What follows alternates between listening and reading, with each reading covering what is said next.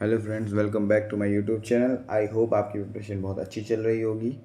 तो आज that is 6 मार्च, आज के टारगेट की बात करते हैं। और साथ ही साथ मैं आपको बताना चाहूँगा, फिर से रिमाइंड देना चाहूँगा कि इस मंथ आपका पूरा का पूरा जो टारगेट बेस्ड है वो ख़त्म हो जाएगा, जितना मुझे लग रहा है। मैंने एनालाइज़ किया उसके हिसाब से। तो अपनी प्रिपरेशंस को कंटिन्यू रखिएगा। आपका एक बार पूरा बेसिक ख़त्म हो जाए, आपने पूरी कोर्स को अच्छे से कंप्लीट प्लस रिवाइज कर लिया, तो फिर आप हर एग्ज़ाम के लिए अपने मार्क्स को अपने अकॉर्डिंग प्रिपेयर कर सकते हैं। ठीक है।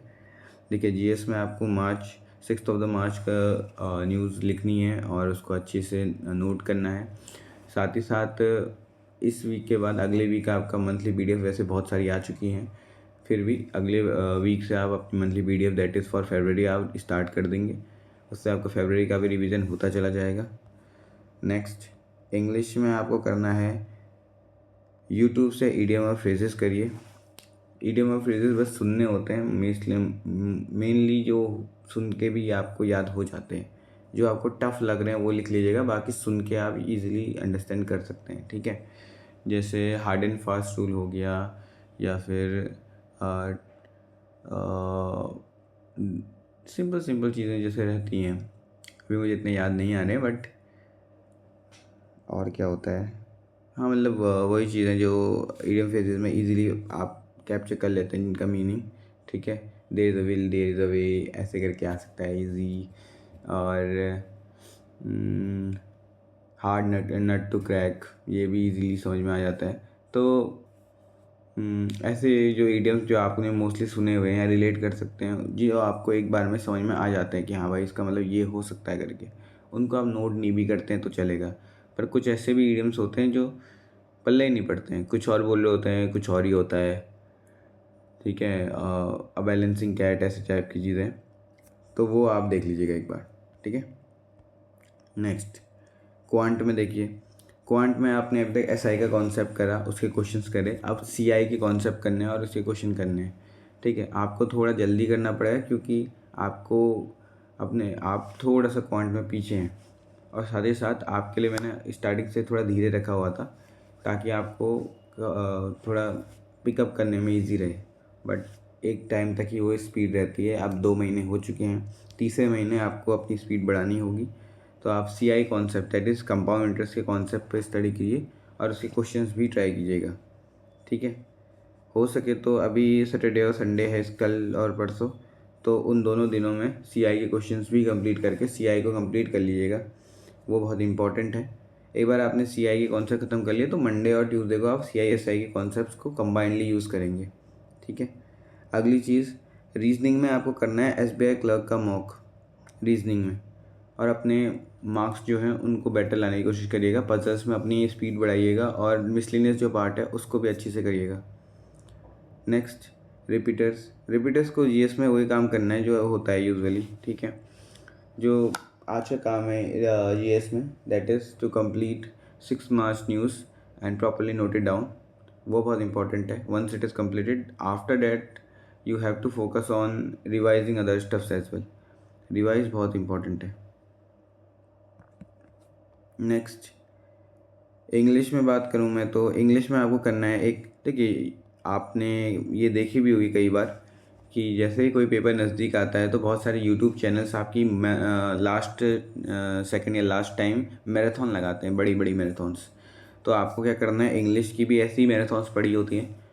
Select the exam that you want to crack. अगर आपको कोई आइडिया नहीं आ रहा है तो मैं सबसे गुनगुना अगर आपको दूँ, दैट इज़ ना तो ज़्यादा टफ ना तो ज़्यादा इजी, ल्यूक मॉम, तो एसबीआई क्लर्क और आरआरबी पीओ ही रहते हैं।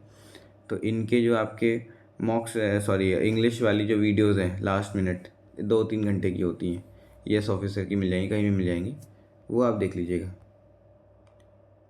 क्वांट में मैं कहूँगा अब आपको बोट और स्ट्रीम पे वर्क करना चाहिए। कॉन्सेप्ट उसका वही है जो है टाइम डिस्टेंस का होता है, बट थोड़ा आप एक बार उसको देख लीजिएगा। और उसके 3 टाइप हैं एसएससी किरण में, बस इन 3 टाइप के 10-10 क्वेश्चन बना लीजिएगा। इससे बाहर का कोई बोट और स्ट्रीम में टाइप है नहीं वैसे, अगर आप मिल जाता है फिर भी उसको ट्राई करिएगा। नेक्स्ट, रीजनिंग में आपको क्या करना है, SBI clerk as well as RRB PO, इन दोनों के ही मॉक आपको देने हैं। आरआरबी पीओ इसलिए क्योंकि वो पजल्स बेस्ड होता है, एसबीआई क्लर्क इसलिए क्योंकि उसमें मिसलिनियस और पजल्स दोनों ही मेंटेन रहते हैं। ठीक है, तभी मैंने ये दोनों एग्ज़ाम्स के लिए कहा है। नेक्स्ट, क्वांट और रीजनिंग मेंस पार्ट में आपको करना क्या है, आज आपको डाटा इनसफिशिएंसी करनी है। दोनों में डाटा इनसफिशिएंसी बहुत इंपॉर्टेंट पार्ट होता है मेंस का, क्योंकि किसी चैप्टर का सगा नहीं होता। एक्चुअली ये सारे चैप्टर्स का कॉम्बिनेशन होता है, कहीं से भी कोई भी क्वेश्चन आ सकता है। इसमें आपको समझना पड़ता है कि कैसे आपको मेन सेंटेंस प्लस गिवन जो आपके कंक्लूजन्स हैं या फिर गिवन जो आपके स्टेटमेंट्स हैं उनके बेस पे क्या आपका सॉल्यूशन दे रहा है, क्या नहीं दे रहा है, आइदर और की कंडीशन कैसे बन रही है, ये सारी चीज़ें आपको डाटा इनसफिशिएंसी में समझनी पड़ेगी। ये अगर आप समझ गए तो स्कोरिंग बन जाता है। अगर आप पूरी तरह से नहीं समझे आइदर और की कंडीशंस, ये सारी चीज़ें, या फिर जितनी भी अलग अलग कंडीशंस बन रही है वो आप सोच नहीं सकते ना, तो ये आपके लिए एक नेगेटिव पॉइंट बन जाता है। समझ गए तो पॉजिटिव, वरना नेगेटिव। तो स्कोरिंग भी रहता है और नॉन स्कोरिंग भी। जिसको समझ में आ जाता है उसको ये सॉल्व करने में 1 मिनट भी नहीं लगता, अगर वो सही से समझ रहा है तो। और अगर जिसको नहीं आ रहा समझ में, उसके लिए तो ये क्वेश्चन वैसे ही डरा दें। तो ये है आज का टारगेट। आई होप आपको समझ में आ गया हो कि आज क्या करना है। जो भी अभी तक प्रिपरेशन में साथ रहे हैं, जो ये पूरे 3 महीने की प्रिपरेशन है, अभी तो 2 महीने हो चुके हैं, 2 महीने हो चुके हैं, जो ये तीसरा महीना है, इसकी प्रिपरेशन में जो अभी भी डटा है, मैं उससे यही कहूँगा, तुम बहुत दूर आ चुके हो, बहुत कुछ कर चुके हो। बस लास्ट का एक छोटा सा पार्ट बचा है, उसको कंप्लीट करके तुम्हारा पूरा बेसिक कंप्लीट हो जाएगा। 3-2.5 महीने में कोर्स पूरा हो जाता है और वो हो भी गया है। ठीक है, हाँ, जीएस का कोर्स कभी नहीं होता पूरा, बात है, बट मैथ्स और रीजनिंग मेंस और इंग्लिश के मेंस पे भी फोकस पूरा कराया गया है। मैंने सब चीज़ों को अच्छी से सिस्टमेटिकली रखा भी है। ठीक है, तो मैं बस इतना कहूँगा, trust your practice, trust the targets that you have completed. थोड़ा ट्रस्ट दिखाओगे तो तुम्हें खुद फील होने लग गया होगा कि तुम्हारा most of the part cover होता गया है, जिसने टारगेट सच में रियली करे हैं। अगर आपने अभी भी नहीं करे तो मैं जानता था ऐसा कुछ होगा, इसलिए मैंने ये प्लेलिस्ट बनाई हुई है। आप डे 1 से उसको चेक कर सकते हैं। उससे होगा क्या कि कम से कम, ऐसा नहीं है, ज़रूरी नहीं है कि जिस दिन का टारगेट दिया उसी दिन का कंप्लीट करना होता है, बट आप क्या करना, टारगेट अब मैंने दे दिए हैं, उन टारगेट्स को जाइए कवर करिए एक एक करके। कम से कम आपकी स्पीड, आपका जो ये सिस्टमेटिक प्रिपरेशन है वो तो सेटअप रहेगा। जीएस भले ही आपको डेली वाइज करनी पड़ सकती है, बट उसके अलावा बाकी जितने भी टॉपिक्स हैं, जितने भी सब्जेक्ट्स हैं, वो टारगेट वाइज दिए गए हैं, वो डेट से कोई उनका संबंध नहीं है। इसीलिए एक काम करिएगा कि जितना हो सके उतना ज़्यादा टारगेट्स को कंप्लीट करिए और सिस्टमेटिक वे पे जाने की कोशिश करिएगा, क्योंकि वही सबसे इजी लगता है मुझे, जितना लगता है ना कि हाँ ये इस क्लासिफिकेशन में आता है, फिर ये इस क्लासिफिकेशन में पड़ेगा। अगर आप पहले टाइम एंड डिस्टेंस सीखने की कोशिश करेंगे, लास्ट में परसेंटेज रेशियो, तो मैं आपको एक चीज़ बता दूं, रेशियो और परसेंटेज मैंने पहले इसलिए रखे हैं क्योंकि वो दोनों ही रिस्पॉन्सिबल हैं पूरे के पूरे क्वांट को संभालने के लिए। उससे ही आपकी कैलकुलेशन, अंडरस्टैंडिंग दोनों बेटर होती है। ठीक है, तो ये इतना ही कहना था मेरे को। तो आज के टारगेट्स ख़त्म होते हैं। जो भी चैनल में नए हैं, please like, share and subscribe. जितने भी मेरी वीडियोस को देख रहे हैं, if you really like the video, please like and share to your friends. उससे भी ज़्यादा इम्पॉर्टेंट क्या है, कंप्लीट अ टास्क।